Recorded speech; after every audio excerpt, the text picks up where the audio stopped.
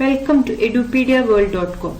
This is Somja Nair, your online biology tutor. The chapter is Molecular Basis of Inheritance.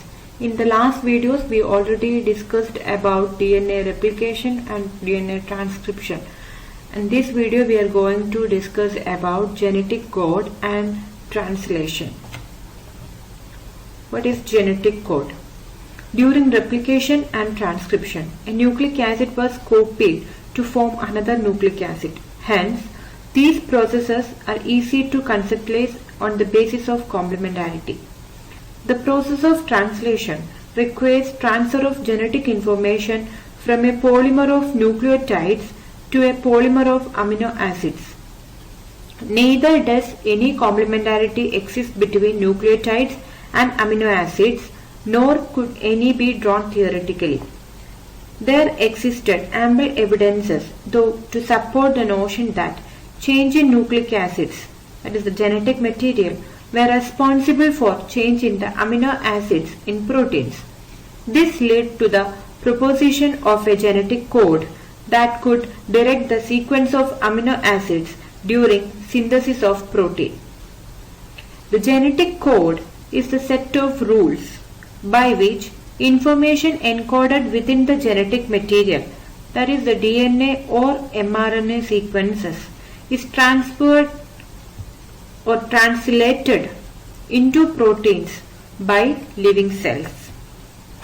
The discovery of genetic code. If determining the biochemical nature of genetic material and the structure of DNA was very exciting, the proposition and deciphering of genetic code were most challenging. In a very true sense, it required involvement of scientists from several disciplines like physics, organic chemists, biochemists, and genetics. It was George Gamow, a physicist, who argued that since there are only 4 bases and if they have to code for 20 amino acids, the code should constitute a combination of bases.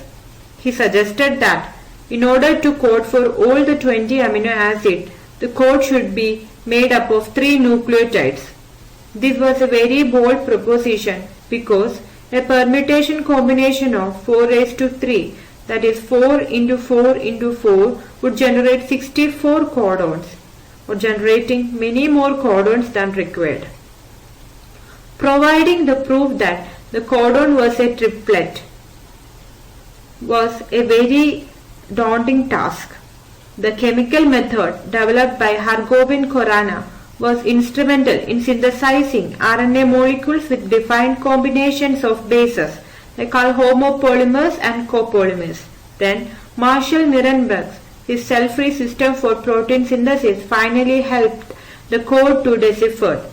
Severo-Osho enzyme, that is the polynucleotide phosphorylase, was also helpful in polymerizing RNA with defined sequences in a template-independent manner, that is the enzymatic synthesis of RNA. After all, finally a checkerboard for the genetic code was prepared. This is a representation of the codon for various amino acids. Here you can see the first position they have written the U, Z, A, G, the bases, and the second position also they have written the same bases, and the third position, and accordingly all the amino acids are arranged in the table. The salient features of genetic code. The code is triplet. 61 codon code for amino acids and 3 codons do not code for any amino acid. Hence they function as stop codons. 1 codon codes for only one amino acid. Hence it is unambiguous and specific. Some amino acids are coded by more than one codon. Hence the code is degenerate. The codon is read in mRNA is a contiguous fashion. There are no punctuations. The code is nearly universal. For example, from bacteria to human, UUU would code for phenylalanine. Some exceptions to this rule have been found in mitochondrial codons and in some protozoans. AUG has dual function. It codes for methionine and it also acts as an initiator codon. Mutations and genetic code. The relationship between the genes and DNA are best understood by mutation studies. Effect of large deletions and rearrangements in a segment of DNA are easy to compare. It may result in loss or gain of a gene and so a function. I will explain the effect of point mutation here.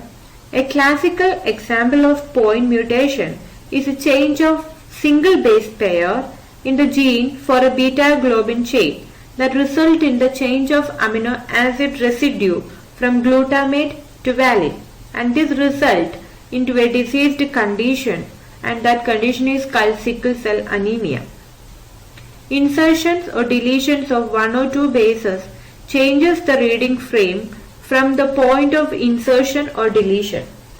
Insertion or deletion of three or its multiple bases insert or delete one or multiple codon, hence one or more multiple amino acids, and reading frame remains unaltered from that point onwards. Such mutations are referred to as frame shift insertions or deletion mutations. This forms the genetic basis of the proof that codon is a triplet and it is read in contiguous manner. The tRNA, the adapter molecule. From the very beginning of the proposition of the code, it was very clear to Francis Crick that there has to be a mechanism to read the code and also to link it to amino acids, because amino acids have no structural specialities to read the code uniquely. He postulated the presence of an adapter molecule that would on one hand read the code and on the other hand would bind to the specific amino acids. The tRNA, at that time called as sRNA or soluble RNA, was known before the genetic code was postulated. However, its role as an adapter molecule was assigned much later. tRNA has an anticodon loop that has bases complementary to the code, and it also has an amino acid acceptorant to which it binds to amino acids. tRNA are specific for each amino acid. For initiation, there is another specific tRNA that is referred to as an initiator tRNA. There are no tRNAs for stop codons. This is a representation of the tRNA, the adapter molecule. The secondary structure of the tRNA has been depicted that look like a clover leaf. In actual structure, the tRNA is compact molecule which look like inverted L.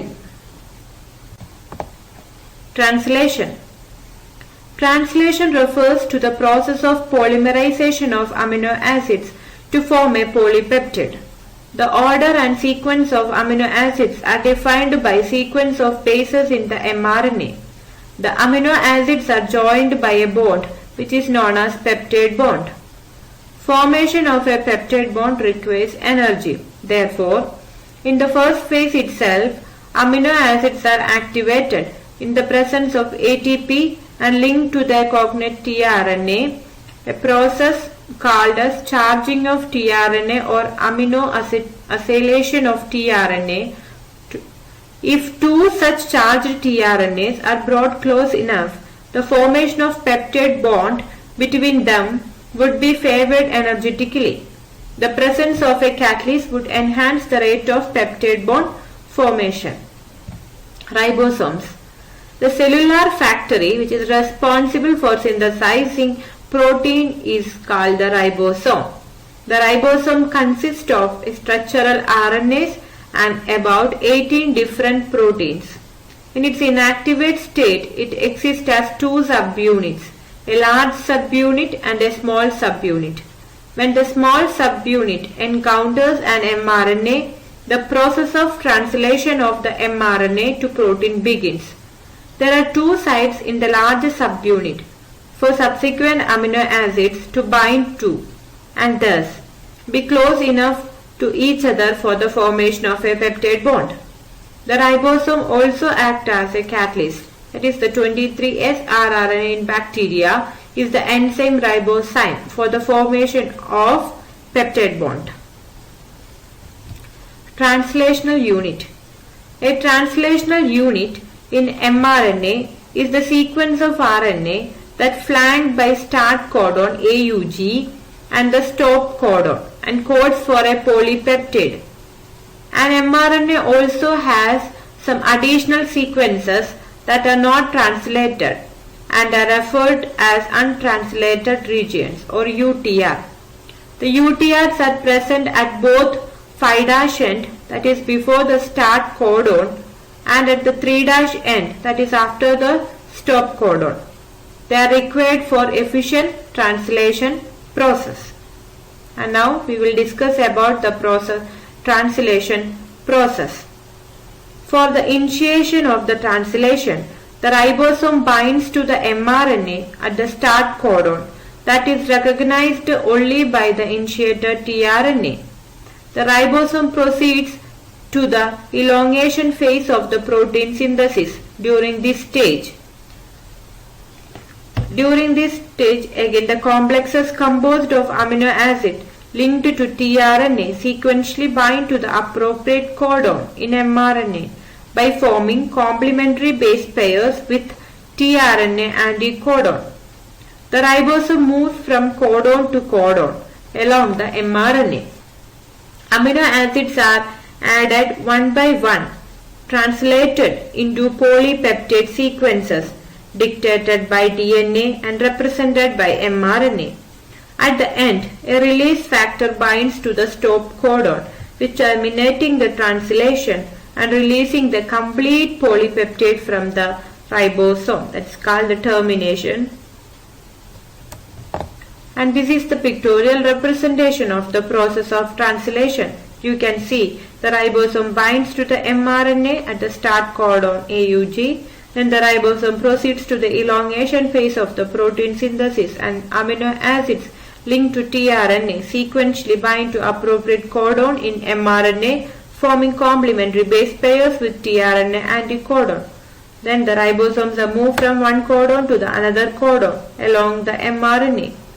Amino acids are added one by one and translated into polypeptide sequences. Then a release factor binds to the stop codon, terminating translation and releasing the complete polypeptide from the ribosome. Thank you. In the next video we will be discussing about different operators in eukaryotes and prokaryotes.